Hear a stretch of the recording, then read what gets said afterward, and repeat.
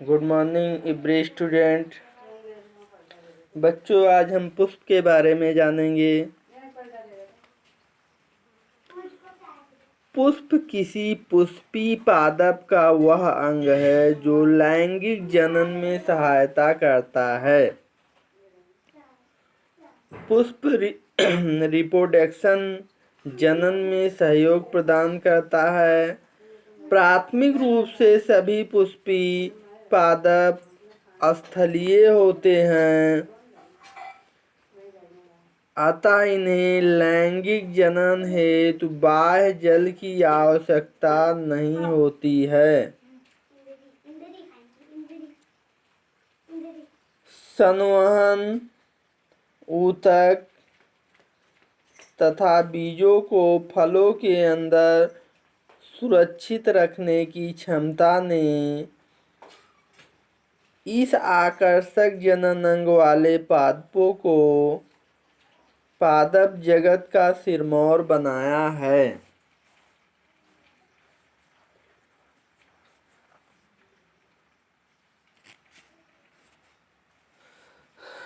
पुष्पों का जो अध्ययन किया जाता है वो फ्लोरीकल्चर के अंतर्गत इसका अध्ययन किया जाता है। बच्चों, हम देखते हैं कि पुष्प की संरचना, स्ट्रक्चर ऑफ ए फ्लावर।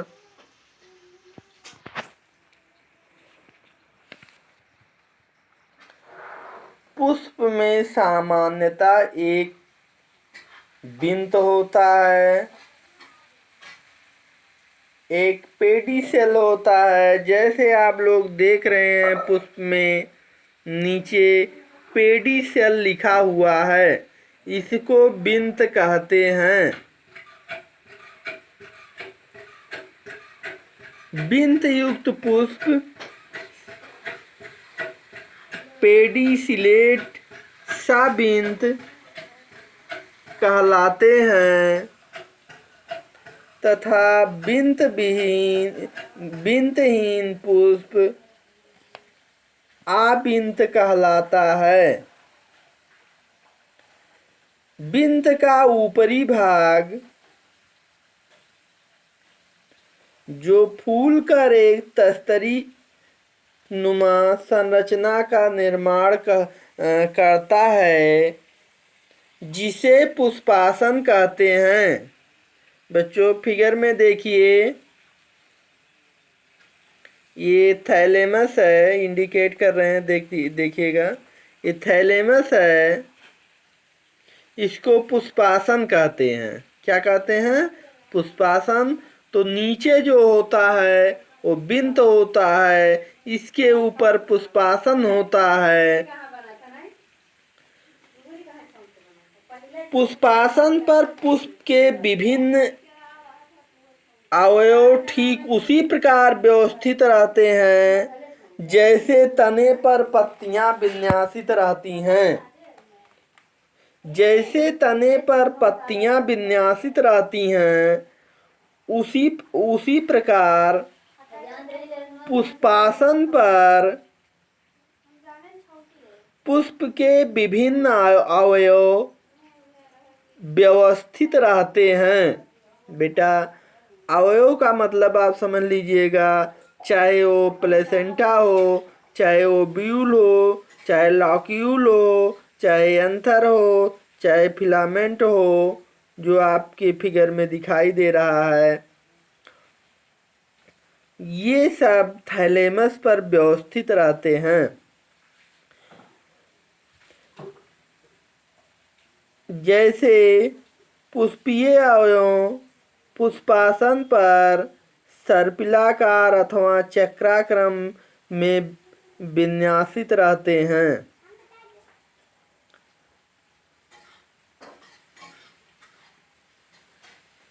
बच्चों, हम जो इसमें पुष्प चक्र पाए जाते हैं, जो चक्र पाए जाते हैं, उसके बारे में हम पढ़ते हैं।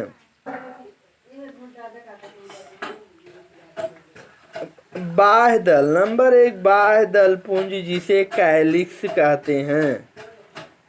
बाह्य दल पुंज जिसे कैलिक्स कहते हैं, यह पुष्प में पाया जाने वाला सबसे बाह्य चक्र होता है। इसकी एक इकाई बाह्य दल सेपल कहलाती है। इस बच्चों देखिए यहाँ सेपल लिखा हुआ है। ये बाह्य दल होता है, बाह्य दल की यूनिट होती है सेपल। कैलिक्स की यूनिट सेपल होती है। बाह्य दल सामान्यतः हरे रंग के होते हैं। आप लोग देखे होंगे इनका जो कलर होता है वो हरे रंग का होता है। बाह्य दल प्रकाश संश्लेषण द्वारा भोजन निर्माण करने के साथ साथ पुष्प की कलिका अवस्था में सुरक्षा करते हैं। ये हरा होता है, इसमें प्रकाश संश्लेषण की क्रिया होती है और कलिका को भी ये सुरक्षित रखते हैं। तो अगर आपसे पूछा जाए कि पुष्प का सबसे बाहरी भाग कौन सा होता है, तो बच्चों आप बताएंगे कि कैलिक्स होता है, जिसकी यूनिट सेपल होती है। इसका जो दूसरा भाग होता है दलपुंज कहते हैं। दलपुंज को इंग्लिश में कोरोला कहते हैं। कोरोला कहते हैं। दलपुंज बाह्य दलपुंज के भीतर की ओर स्थित होता है। आप देखिए ये सेपल दलपुंज है और ये बाह्य दलपुंज है सेपल। इसके अंदर दलपुंज ए वाला पार्ट दलपुंज कहलाता है। इसकी एक इकाई दल कहलाती है। ये सामान्यतः रंगीन होते हैं। इसकी एक इकाई दल कहलाती है और ये रंगीन होते हैं। दल को इंग्लिश में पेटल कहते हैं। बच्चों यहाँ देख सकते हैं पेटल आपको दिखाई दे रहा है, ये वाला पार्ट पेटल, तो इसे दल कहते हैं। अब दल जो है बाह्य दल के बाद दूसरा महत्वपूर्ण भाग है। ये रंगीन होता है। ये रंगीन होता है। दल परागण में सहायक होते हैं। पॉलिनेशन जैसा कि आप लोगों ने पढ़ा है, दल परागण में सहायक होते हैं।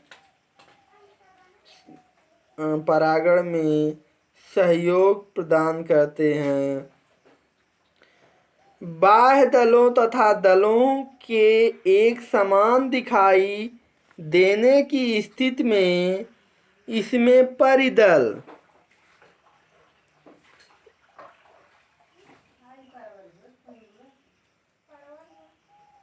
कहते हैं तथा इन्हें सम्मिलित रूप से परिदल पुंज पेरियंथ कहते हैं। इन्हें सेपल और पेटल, सेपल बाह्य दलपुंज की यूनिट है और पेटल दलपुंज की यूनिट है। इसे सामूहिक रूप से पेरियंथ कहते हैं, परिदल कहते हैं। तीसरा जो महत्वपूर्ण भाग है इसका पुमंग, जिसको एंडोसियम कहते हैं। दलपुंज के भीतर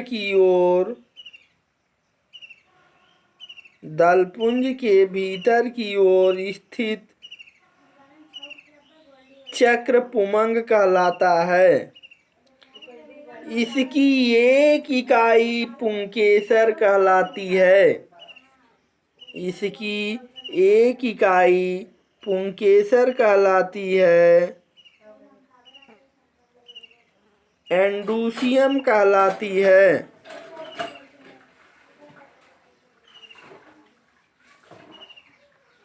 इसकी एक इकाई पुंकेसर स्टेमन कहलाती है।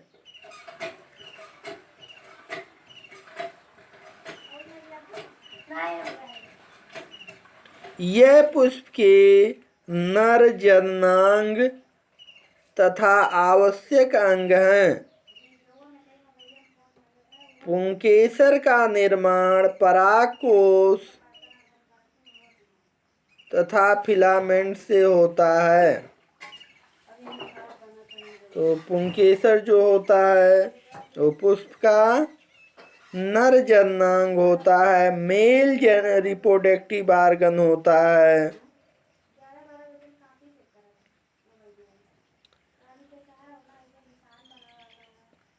इसका एक अगला महत्वपूर्ण भाग जो है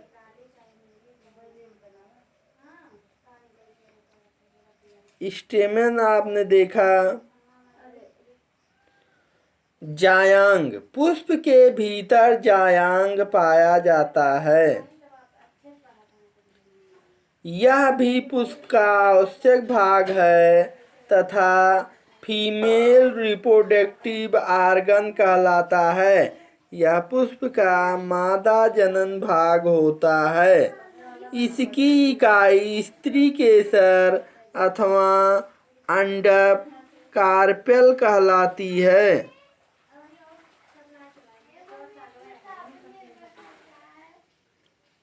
अंडक के 3 भाग होते हैं। ओवरी जिसे आप देख रहे हैं,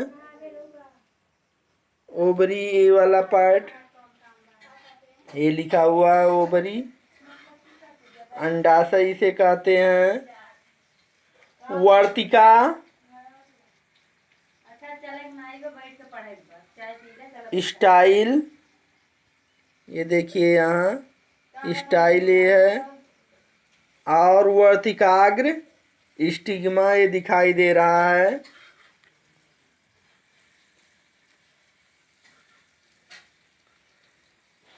स्टिग्मा ये दिखाई दे रहा है बच्चों। अंडक का फूला हुआ भाग ओवरी कहलाता है। आपको ओवरी देखिए, ये फूला हुआ भाग है, यहाँ पर ओवरी लिखा हुआ है, जिसमें बीजांड सन प्लेसेंटा पर लगे होते हैं। अंडकों के शीर्षों पर परागकणों को ग्रहण करने वाली संरचना वर्तिकाग्र स्टिग्मा वर्तिका स्टाइल के द्वारा लगी रहती है। तो बच्चों, ये था आपका पुष्प के विभिन्न भाग। आज का होमवर्क है पुष्प क्या होता है। पुष्प की संरचना का सचित्र वर्णन कीजिए। आप लोग इसको अच्छे से इसका फिगर ड्रा करके और अपना होमवर्क सबमिट करेंगे। ये टॉपिक आपका बहुत ही इम्पोर्टेंट टॉपिक है और आपका दिन शुभ हो। Have a nice day. Thank you.